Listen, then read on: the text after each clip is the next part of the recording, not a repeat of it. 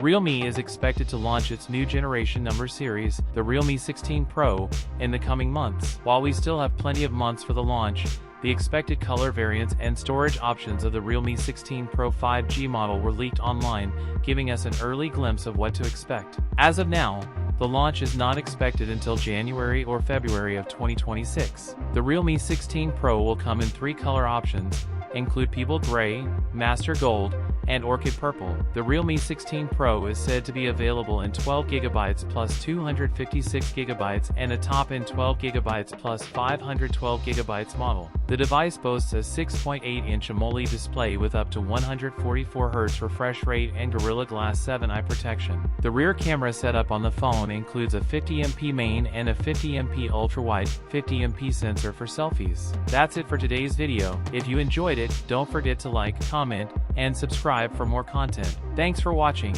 and I'll see you in the next one.